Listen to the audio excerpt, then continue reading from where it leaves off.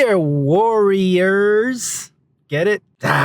Thanks a lot. It didn't work. Do you ever feel like your mind is a never-ending carousel of what-ifs? Like every decision, every interaction, every moment seems to be clouded by this fog of tension and anxiety and overthinking and overanalyzing? Are you startled by loud noises? Hey, what the hell's going on over there? I apologize for that.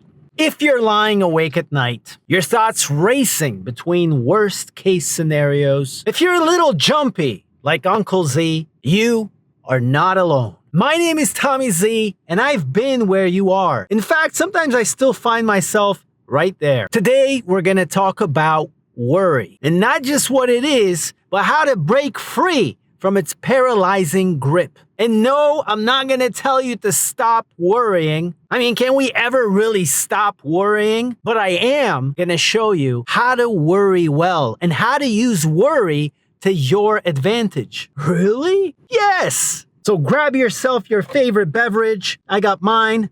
Got a nice flat white from a really prestigious espresso bar around the corner, and let's dive right in. The famous philosopher who is no longer with us, rest in peace, Soren Kierkegaard, once said, "Whoever has learned to be anxious in the right way has learned the ultimate." And today, folks, this is exactly what we're gonna do. We're gonna learn how to approach the worry in the right way. Not as something to be eliminated entirely. That would be insane and unreasonable. But we're gonna learn to use worry as something to be understood and then channeled productively. I'm gonna break it down by mind, body, and soul, giving you some practical tips for each that you can start using today. How does that sound? Let's kick things off with a quote I used to have as my wallpaper on my laptop. It comes from Mark Twain, who once said, "I've had a lot of worries in my life, most of which never happened." And isn't that the case, folks? According to a study published in the Journal of Abnormal Psychology, boy, there's a journal for everything, isn't there? 85% of the things we worry about never happen. Science. 85%, huh? Really? Not 86%? Not 87.2%? What, did somebody count? I mean, can you just imagine some poor research assistant tallying up worries? Nope, this worry didn't happen. Nope, that didn't happen. Oh, wait a minute. This one happened. Mark that down. That worry happened. Anyway, the point is, human beings are like script writers of horror films that never actually get made. And most of the time, you don't even notice you're brooding, ruminating, worrying. Did I accidentally offend someone in the last 14 days? I must have. Gosh, they must think I'm a terrible person. Whoever they are. What if they tell their friends? Suddenly I'm blacklisted from everything. Goodness, I cannot leave my house ever again. Never leave the house?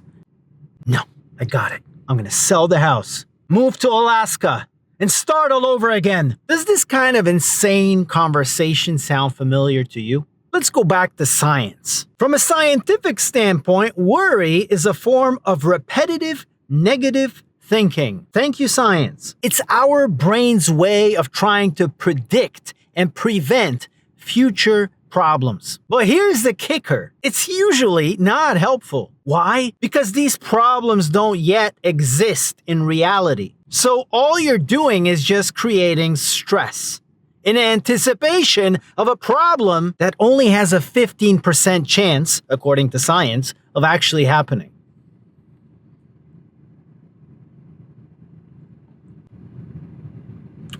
Seriously. They had to park beside me. They have the whole lot. Now, what if the video is going to be ruined by that? I'm going to spend the rest of this video worrying about it. But seriously, the entire parking lot is empty. Am I some kind of magnet for giant vans that block all of my light to park right beside me? Why don't you just come inside? Okay, let's go. Now, here's an insight that really blew my mind. And it comes from a book by Susan Jeffers called Feel the Fear and Do It Anyway, which is great advice, by the way. She points out that our biggest fear isn't actually about specific outcomes. Our biggest fear is that we won't be able to handle whatever comes our way. But here's the kicker, folks. The fear is not true. Have you ever heard of the word fear broken down as an acronym, FEAR, false evidence appearing as real? Folks, 86% of time, 85% of the times, according to science, we are worried about things that are not gonna happen. Whatever you're worried about, if it ever turns out to be true, trust me, you can handle it. Consider what one of my favorite saints of all time said, Saint Francis de Sales. De Sales? There must be a different way to pronounce this. Thanks for ruining my video. Francis said, "Do not look forward to the changes and chances of this life with fear. Rather, look to them with full hope that as they arise, God, who you belong to, will deliver you out of them." Friend, you gotta give yourself more credit. You are far more resilient and resourceful when facing actual challenges. You know this. It's like our brains are very good at running these disaster simulations and cooking up all these dramatic scenarios that our bodies can't even act on. Why? Because they are not real. But here's the tricky part. Our bodies cannot actually tell the difference. So we end up being flooded with all of these stress hormones, all revved up with nowhere to go. Let me give you a few more reasons to worry about not worrying well. I'm starting to worry that I don't worry well. Like I said, folks, when you worry excessively, our bodies go into a state of chronic stress. And if you're anything like me, I'm sure you've experienced this. Headaches, high blood pressure, anxiety, nervousness, feeling physically like you're gonna explode from all the thoughts and worries that are bubbling up in your mind. And if you remain in that state for long enough, this can lead to more serious long-term problems like chronic anxiety and depression. Let's bring in science again. A study from the University of California, Berkeley found that chronic worriers have increased anxiety in the amygdala. The brain's fear center. It's like having a fire alarm that goes off every time you burn toast. Except the toast is your life and the alarm never shuts up. But here is where it really gets interesting. A groundbreaking study published in the Journal of Behavioral Therapy in 2011 found something surprising about worry. The researchers discovered that people who identified as chronic worriers actually experience less intense negative emotions when exposed to threatening stimuli compared to non-worriers. So we're starting to uncover some benefits of worrying. This suggests that worry might serve as a coping mechanism, albeit an imperfect one. We've heard from science, but let's bring in some saints. Saint Padre Pio. He said, pray, hope, and don't worry. Worry is useless. God is merciful, and he will hear your prayer. Folks, you ever notice that when you're in a state of worry, you feel as if you are all alone? What we are talking about here is that you create trials in your mind that aren't real, that sap all your energy and your life, sabotage the vitality, and make you live in constant fear and dread in anticipation of things that probably are not gonna happen. All right, so we know what worry is, and we know why we should learn how to worry well. We know we can't stop it, so now let's dive into practical tips on how to worry well. Let's break this down by mind, body, and soul. On the level of mind, I literally want you to schedule in your Google Calendar worry time, a worry time session. Set a timer for 15 minutes and go nuts. You can pace back and forth, you can ruminate, you can create all kinds of disaster scenarios and simulations in your mind. And when they pop up, I want you to jot them down in a journal. Catch them as they appear in your mind's eye and actually write them down. You won't believe what kind of ludicrous scenarios that you come up with, if you're anything like me. Secondly, I want you to apply the 5-5-5 rule. When you begin to worry about something, ask yourself these 3 questions. Will this matter in 5 minutes? Will this matter in 5 months? Will this matter in 5 years? And for a bonus question, will this matter in 5 centuries? It's amazing how suddenly something that seemed so real and present becomes irrelevant so soon. Perspective is everything, folks. Zoom out far enough and most of the things you consider worth worrying about simply disappear. The third thing I want you to try is some stillness sessions. I just want you to sit comfortably, and you can do this in your car. You can do this anywhere. Try to find a quiet spot, and I want you to just sit down comfortably. I don't want you to be stiff, but I don't want you to slouch either. And I just want you to sit with your eyes closed like this. Become aware. Become aware of your body. Become aware of your breath.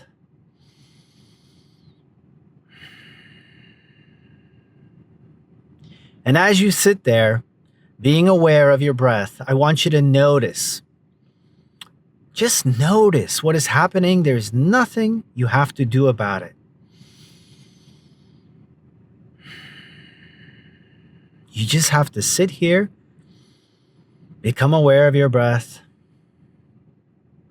The inhale, the exhale. I want you to notice all of the parts which are tense in your body. When you become aware of the tension in any part of your body, I just want you to release that tension on the out breath. Set a timer for 60 seconds, folks, and just sit being aware of your breath. And for those 60 seconds, realize that the objective truth is that you are safe, you are sound, and that you are not in immediate danger. Okay? Because your mind is trying to convince you that there are things that are pressing on us right now. What are we going to do about it? We ain't going to do anything about it. We're just going to sit here silently and become aware of our breath.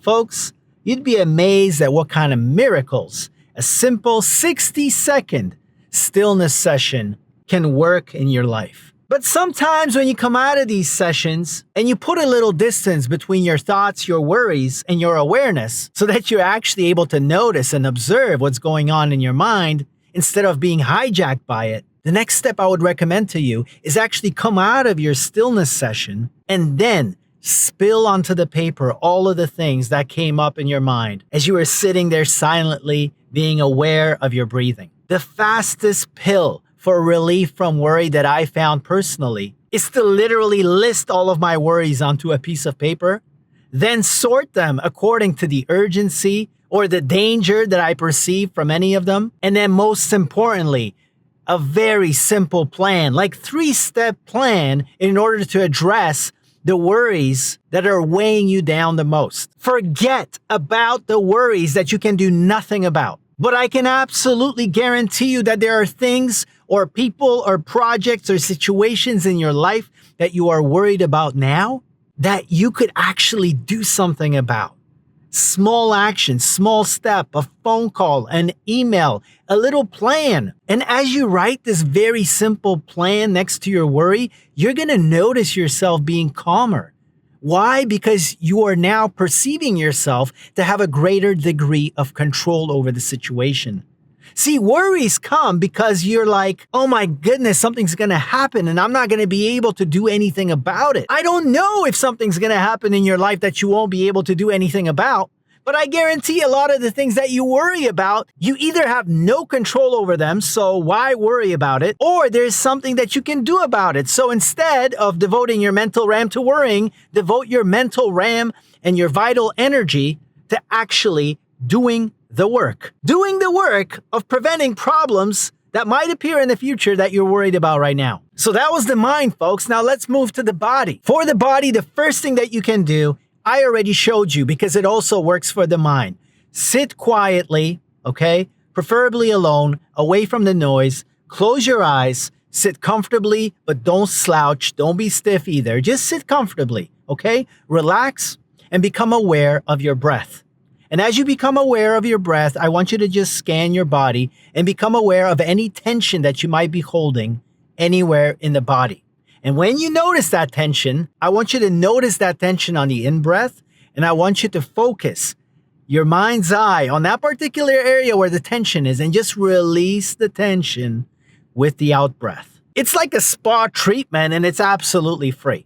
And now one of the greatest physical activities that I have seen work miracles in my life, and it's absolutely free. You don't need no gym membership. I just want you to go for a long walk.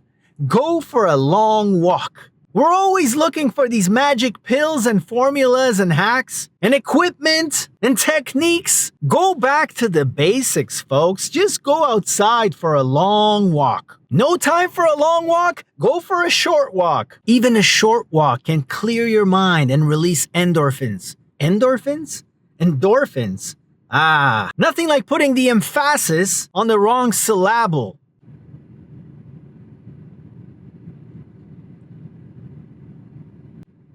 Finally, these guys are leaving.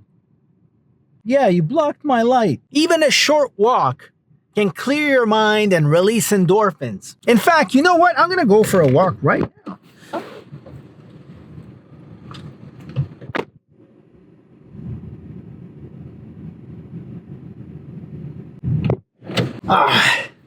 I feel better already. Now let's talk about the soul, folks. Because again, your worries could be happening at either of these levels or on all of these levels simultaneously. Mind, body, soul. Some people forget about the soul. They don't realize that their worries are not coming from their mind or their body. They're existential questions, existential worries, spiritual questions, deeply rooted down below or up above, wherever the soul is. Where is the soul?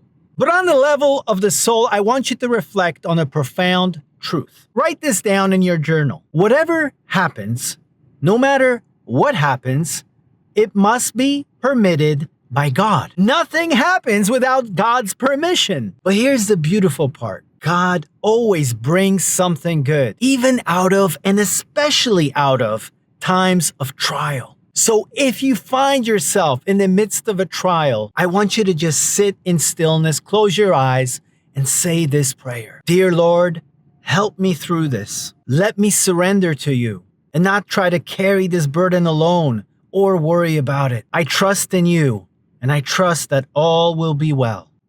And this is a prayer for the times when you're in a trial. And when you're not in a trial, instead of worrying about what might come, be grateful for the peace of the present moment. Gratitude is a powerful antidote to worry. In fact, as you write down your worries in your journal, write down some things you're grateful for. It doesn't matter how bad you think your situation is, there is always something to be grateful for. I've noticed as I walk through life that sometimes people who have it all and they have the success and they have all the comforts of life, somehow they never seem truly happy. And then I talk to some older, sickly woman who has lost her husband. Her family doesn't visit her anymore. And she seems to be in a place of peace and gratitude. Is she happy about the fact that she's lonely? Is she happy about the fact that she's sick?